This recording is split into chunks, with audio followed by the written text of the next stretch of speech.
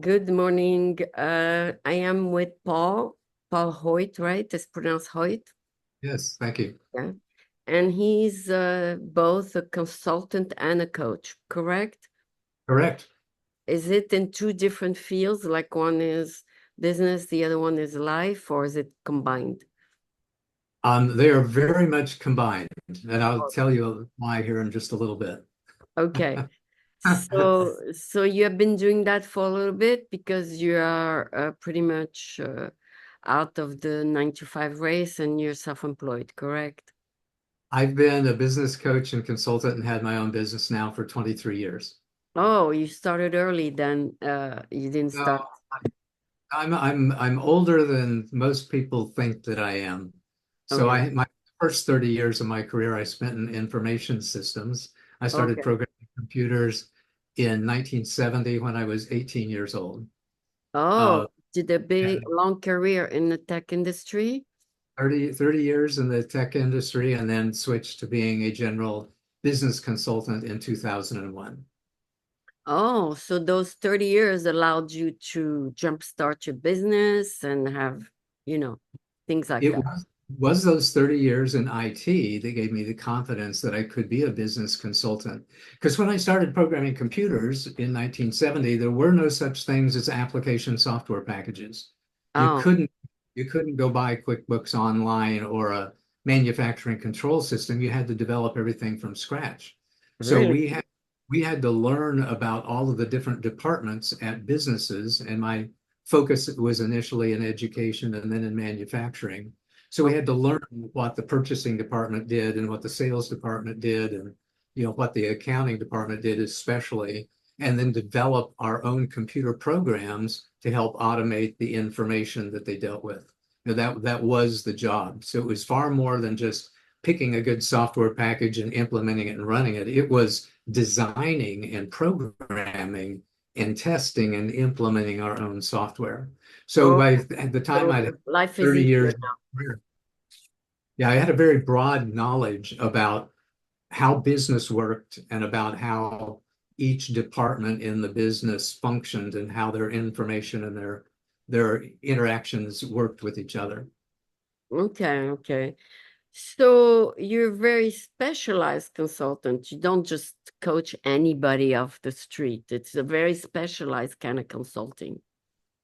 I do have two aspects to what I do in the way that I support each other. One of them is sometimes I operate purely as a business consultant. We do strategies and plans and funding strategies and help people acquire capital. And sometimes I act as a fractional CFO. And on the other hand, I've got programs on the personal development side that I strictly work with people who are not business owners, and we're just working on ways that they can be at their best more often, ways that they can relieve their tension and stress, boost their health and happiness, increase their performance, and accomplish whatever they want in life. But it's the intersection of those two that really appeals to me, and I think where I add the most value.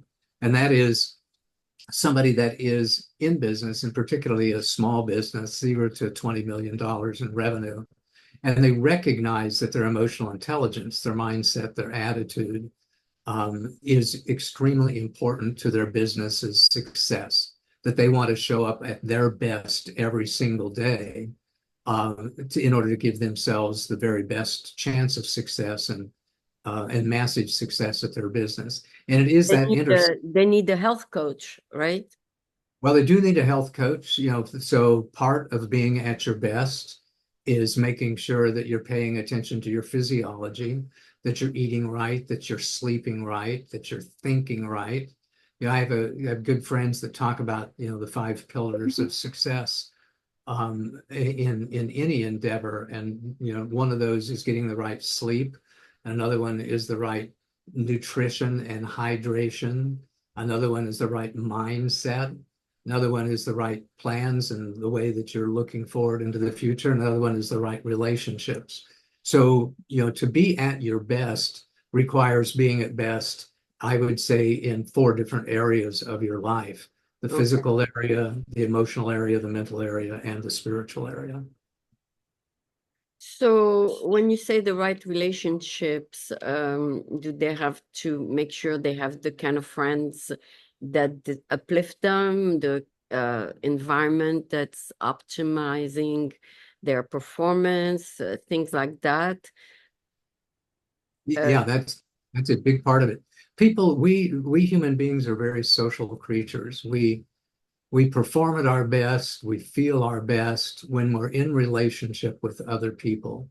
And as it turns out, it's intergenerational relationships or multi-generational relationships that do the best. oh, So it's really good for us to have relationships with people who are older than us, people who are around the same age as us, and people who are much, much younger than us. okay. Um, that really increases our social sense of community and our sense of belonging, which really impacts our personal self-confidence and peace of mind. So would you advise joining a church or joining a congregation just to make sure you have that array of people in your relationships? Yeah, I do. I think that's really important. I'm in my senior years, so I try to I've got a beautiful granddaughter that I love spending time around, and my sons and their families I love spending my time around. It's just real important that you have those multi-generational relationships. I have one of my coaching clients is an 11-year-old boy right now who is just a genius, an absolute genius. And we interact every single day to share great thoughts with each other and great quotes with each other. And I really enjoy that relationship. It's, I hopefully, and I'm sure that he enjoys, having another grandpa in his life. And I certainly enjoy the opportunity to coach him and talk to him. Did his father put him under your wings, or is it Yeah, his mother? his father is a previous coaching client and a current business client of mine and business partner of mine. And that's the way I got introduced to him. Nice, nice. So he Yep. thought it would be valuable for his son to have a second grandpa. Amen. Amen. Well, that's good. That's good because you can pass on your wisdom to him. You know, I oftentimes say that we as humans, um, we have a tremendous opportunity to pass along our wisdom to the younger generation. But all too often, it is something like do what I do and think what I think, Okay. instead of giving them the skills, the critical thinking skills, and the decision making skills that are going to help them throughout their lives. Um, Here's an example of that. If a child is acting out in some way, we teach them coping mechanisms and ways to regulate their emotional states. We tell them to, okay, take 3 breaths and blow it out, or count to 10. Or if that isn't working, go stick your nose in that corner for 10 minutes. And we give them ways of regulating their emotional state, of coming out of that at acting out emotional energy. Well, as it turns out, that the same energy, the same refocusing of attention that helps them go from a place of tension and stress up to something that resembles a comfortable and easygoing level, that same that same focus of attention can lift them higher than that. They can Mhm. go from flatness into being comfortable. They can go from being comfortable into excellence. They can go from excellence into awesomeness. And it's that practice of focused attention that can really, really propel us to heights that we can't even imagine. So we teach people rebounding and coping skills, but we fail to teach them the skills of elevating their consciousness and elevating their attitude, which can lift them up so much higher than you know, not not throwing things and acting out. Okay, okay. Some people say it's better to let it out and let them, be active and destroy I whatever agree. they want to destroy. 100% I agree with that. Sometimes you got to let it out to let it go, right? That's one of my very favorite sayings. So you If you're take people, them somewhere where they can, like a class, a judo class or something.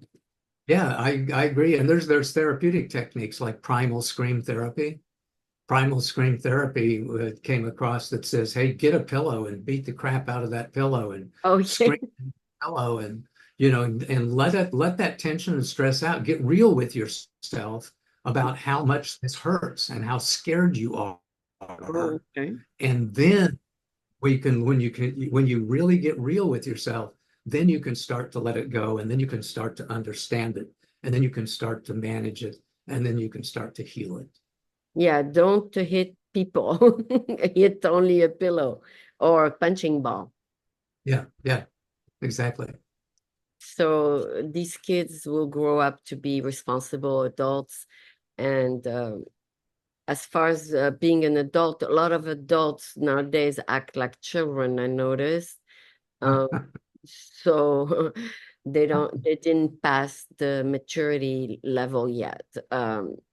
So, I, Boy, I agree with. I remember waking up one day in college and looking around me and saying, there aren't any adults here. There are just a bunch of children with old skin. well, yeah, Yeah, it was. I agree. I It, agree. Yeah, yeah, and a yeah. lot of they say Americans are uh, uh, older children. I mean, they stay children. A lot of people are, and I think that unfortunately we have we have several different, I would call them disorders or dysfunctional. So immaturity, we have social media enhanced or induced immaturity in our world today. Because it used to be 50 years ago, it was only the wisest and the strongest of us that could stand up on a soapbox and have our voices be heard by other people. But Really. today, there is a tribe for every truth. No matter how crazy your beliefs are, you can find via social media millions of other people that believe the same thing. Hmm. You think the moon is made of cheese, you think the earth is flat, you think that whatever it is that you think that some major conspiracy is happening in the world today, you can find millions of other people who believe the same thing. So we have a tendency to see a lot more eccentric, wild, crazy beliefs that really don't stand, the litmus test of any sort of level of accuracy, but they do form great communities around that. And you can surround yourself with people to believe the darndest things, the craziest things, and that makes discerning the truth so much more difficult today than I think it ever has been. But some people don't pass the 16-year-old level. They don't mature. They say 16 forever, and Yes. that's very hard to live with. Anyway, let's move on to how you coach. Do you have a system, or do you simply go by what you feel is right for the client? I have a lot of different systems. Let's talk about the two different things. From a business coaching point of view, I have several different systems in the way that I help people. My conversation always starts with, what is it that you want to accomplish? What do you want to accomplish over the next 2, 3, 4 years? Where do you see yourself over time? And do you have anything written down about what it is that you want to accomplish? Do you have something like a 1 or 2 page business overview or business summary? What can I see about your business, your status, your progress, your plans from your website, from your marketing collateral, from your pitch decks? And it always starts there because my passion is helping people accomplish what it is that they want to accomplish. In most of the time, people have a good idea. I want to build a healing center. I want to be a successful marketing consultant.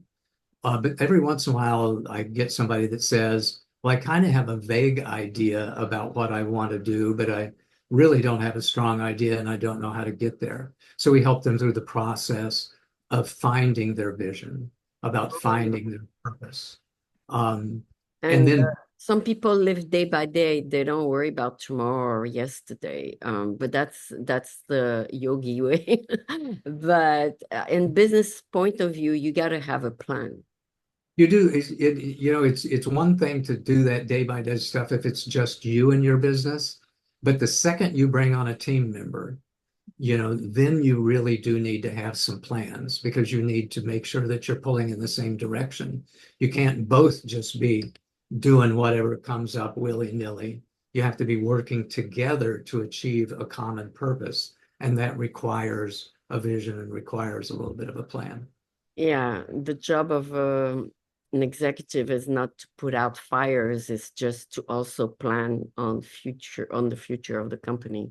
Um, so so that takes even more work than putting out fires. It really does. And once we know where a person is today and where they want to go, then we can help them develop the plan to get there. And then we can help them get the tools together, gather the necessary resources they need to execute that plan. So for example, if somebody says, if it turns out that they need, $500,000 in capital to build the products out, to build the company out, then we know what we need to do to make sure that the company foundation is set up correctly to allow them to raise capital, to develop the pitch decks, the business plans, the financial projections, the funding strategies, and the plans to go after the money that they want. So I've got a lot of different ways in which I've helped people from a business consulting program, begin to develop those plans and execute those plans. Okay, but you mostly a business consultant, not a life coach. I mean, you don't advise them on other areas of their life. I consider myself a personal coach, not necessarily a life coach, um, because life coach. Well, I just one of the biggest challenges any coach faces is how to label themselves. So Mhm. I've considered a lot of different labels: personal growth coach, personal growth coach, life coach, transformational coach, personal evolution coach, spiritual coach.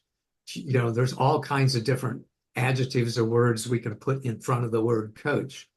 Um, and one of my favorites is the personal evolution coach, which is helping you, level up in life, helping you take that next step in your evolutionary process, whatever that might be, through employing techniques that allow you to be at your best more often. Here's Mm, an example. Here's an example of that. One of the things that I want to give away to the entire world mhm. is called the path of three questions. The path of three questions is pretty simple. Question number one is, who am I when I'm at my best? And I encourage everybody to know who they are, how they feel, what they do whenever they are at their best, because I believe that we all have this greatness within us. We all have this ability to be charming and confident and capable people, just wonderful, beautiful people to be around. And I want everybody to really know person. So question number one is to remind yourself of who am I when I'm at my best. Question number two is how do I feel right now? Relative to who I am when I'm at my best, how am I feeling right now? Is there a gap in between there? And question number three is, how do I want to feel right now? And that's the magic question. Because whenever we ask ourselves, how do I want to feel right now? We immediately begin to shift our energy towards the direction that we seek, towards the energy that we seek. When we say to ourselves, I want to feel more confident, we immediately start to feel more confident. When we say to ourselves, I want to calm down a little bit, we immediately start to calm down. There's tremendous magic in that third question. If Well, those three questions, if go ahead. someone say I'm at my best when I play tennis, and when the tennis match is over, they go back to low level. Uh-huh. They And certainly, I mean, but things you're we can, high, then you back down. yeah, and we can teach them how to develop tools and techniques so those highs last longer and those lows are not nearly as low and they don't last nearly as long. There's, Oh, by the way, there are a couple of bonus questions let me cover. If question number three doesn't immediately cause a shift in energy, ask question number four, which is, what is stopping me from feeling the way I want to feel right now? And usually the answer is some sort of an attachment to a thought pattern or some sort of a fear of letting go of what I'm currently feeling and doing in some way. And question number five is, what am I willing to do to feel the way that I want to feel? And the answer is usually involves setting setting forth the time, taking the time to shift my energy a little bit, to take a few breaths, to sit up a little taller, to listen to a good song, to find a good mantra, to think good thoughts so that I can move myself, in the direction of being at my best again. Okay, so let's say your goal is to, let's say, buy a house and you're not there yet. So Mhm. you have to feel good about what you currently have, no matter what. That's one of the critical skills of shifting energy is the energy of gratitude. Many coaches in many coaching systems recommend that people create a list of the top 10 things that they're grateful for and review it every morning until we can build up the habit of shifting back into the energy of gratitude, us being grateful for our health, being grateful for our family and our relationships, being grateful for the food on the table, the roof over our head, and at the highest level, just being grateful for this incredible experience of life. Oh yeah, yeah. But if you have incoming income, you don't have to be grateful for food every day, or are you? I mean, let's say you have enough food, so you don't need to be grateful for it every day. Yeah, most people can find something to be grateful about, grateful for. There are some people unfortunately, in our world that just don't have very much. They're Should be grateful. homeless. Yeah, yeah. We The, should be grateful we have a roof over our head, the basics, the, and the base, then to be grateful for $1 million, that's a different story. It's not, it's just a goal to reach, a number on your bank account, but it's not really happiness. It's just a number. and anybody and everybody can be grateful for the power we have to focus our attention and shift our energy and lift our spirits anytime and anywhere. Yeah, we should be able to do that with what we currently have. And while trying to achieve those impossible goals, we can still live with what we have. Amen. So, so how do executive find you on LinkedIn or you You reach out to them? You can find me on LinkedIn. You can find me on Facebook. I have a couple of different systems that you can also look up. In addition to paulhoyt.com and Right. my presence on LinkedIn and on Facebook, you can find me with the mindsequencing.com. Mind sequencing is the particular program that I have created, the ones that works so well for me. It's the process of what I call structured self-talk on steroids. It's Oh, the habit and the skill of thinking the thoughts that we want to think so we can feel the way we want to feel and be the person that we want to be. And I have a program called Mind Sequencing. The foundational course is 20 different modules at a self-paced that people can take on a self-paced level, or we have group coaching and cohort-based coaching and also personal coaching based around that technique. yeah, you just mentioned affirmation. Tell yourself everything is okay, and all of a sudden everything is better. And what I found with mind sequencing is there are ways of doing that that are much more powerful than other ways. Let me give you an example. Um, we can say to ourselves, I'm courage, courage, courage, courage. And whenever we say that word over and over to ourselves, we'll lift ourselves up just a little bit. What I found was that using synonyms of that were much more powerful than just one word. So if I say courage, daring, bravery, and boldness, courage, daring, bravery, and boldness, that is a lot more energetic than just saying courage. And if I add a little humor to that, courage, daring, bravery, boldness, gumption, spunk, and pluck, courage, daring, bravery, boldness, gumption, spunk, and pluck, and maybe a little feistiness in there. It picks Oh, up my even anymore. picks up your mental aptitude. Yes, it picks up and we teach people how to come up. I have dozens and dozens and dozens of sequences of thought and action, which has been very, very effective for me in shifting my energy. But most importantly is we teach people to create their own. Because my belief is that the ones that we create for ourselves are going to be the most powerful ones. Oh, sure, sure. And as you go through different stages of your life, then you have different feelings about different situations. Like if you are in the first part of your life, you're very energetic and you think you're gonna live forever. Then the middle ages is where you build your family and your business. And then the third part of your life is where you try to give back to the community by being of service, and then try to make the best of that part of your life, and then stay energetic. Like you say, you cannot just say, oh, it's over for me, I got my gold watch, I'm retired. You should start something new.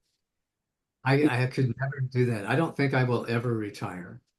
Um, for a few reasons. You know, I'm a highly creative person and I keep writing poems and songs and affirmations and programs and speeches and it just flows out of me because I'm a highly creative person. But the second reason is that I love helping other people. There's this phenomenon that coaches enjoy and caregivers and light workers enjoy in all kinds of different media. It's called the helper's high. You Oh, know, whenever we help somebody else, it just lifts our own spirit. It is a blessing to be a blessing. I oh, feel I'm at my best when I'm helping other people. okay, okay, okay. They got to be able to afford you too. To, Not necessarily, I give away a whole bunch of things for free. oh, You know, you, in my mind sequencing community on both Facebook and LinkedIn, I publish a sequence of the day. I give away inspirational messages every day. You know, oh, I got lots of things that people can enjoy for free. If you're a business and you want to know more about business, I have 133 hours of training videos that are available for free on my website in the free you're kidding. resources. Oh, nice. So I give away a tremendous amount for free. And for those that can afford it, then we have programs to where, they can engage with me at a different level. That's awesome that you have all these videos available for people. Like I have all my videos are free to watch, but Yeah. the issue is how can I monetize all these free things? That's also an issue, right? Because you cannot be, I mean, you can be 100% free, but then you say, oh, maybe I should monetize some of it, or you maybe, and then you don't find the right formula for it and you just let it go. So that's Yeah, also a challenge. it is always a challenge. There are a lot of people out there that, coaches and podcasters who want to be influencers and want to find a way to monetize their gift of sharing ideas with the world. But it Yeah. is a highly competitive environment. Yeah, yeah. So, but some people have figured it out. Some have not. Uh, like me, I have not. But the main thing, like you say, is you feel good about what you do, and then the rest might fall into place. You never know. But the main thing is to keep doing what energizes you and what makes you feel of um where you fit the best in this world, kind of thing. I think that's an important part of it. The other part is making sure that you're willing to change your plans and change your activities based on what's actually working for you. Okay. Um, so a lot of times you have to test the market and adjust your plans and adjust your products and services based upon what the market really wants and needs and what's most effective for you as well. All right, sounds good. I assume you don't speak French, right? Or else I would have done the same interview in French too. I do not speak French. I am just a one language guy. I took 4 years of German in college and I've forgotten all of it. Oh, got it. Okay, okay. So we'll stick to English then. So your practice is pretty much freelance. Can you set your own hours, you set your own, you accept your own clients, I you do. refuse your own clients if they don't fit your personality. You have the right to refuse them, and Yes. you're pretty much your own boss. I have been for 23 years. I've been in partnership with a few people along the way, but I haven't really worked for, anybody, over that period for the last 23 years. Yeah. Nice. Okay, so and so paulhoyt.com, and they can reach you if they want your advice or coaching. I'm easy to find. If all you got to know is my name. If you know my name, you're going to be able to find. You find you Google it and find you. Okay, thank you so much. Have a wonderful weekend. Sorry, I got a little bit of a cough, but Thank you appreciate the so time. much. I appreciate the opportunity to speak to you about my passions and love the way that you are doing what you can to help make this world a better place. And, in closing, just, remember who you are when you are at your best, because Uh-huh. I see you as being quite a beautiful person. So do everything you can to be at your best as often as you can and share your love and light with the world. So awesome, awesome. That's a good way to end this interview. I appreciate everything and have a wonderful day. Thank you. Thanks. Bye-bye. Bye.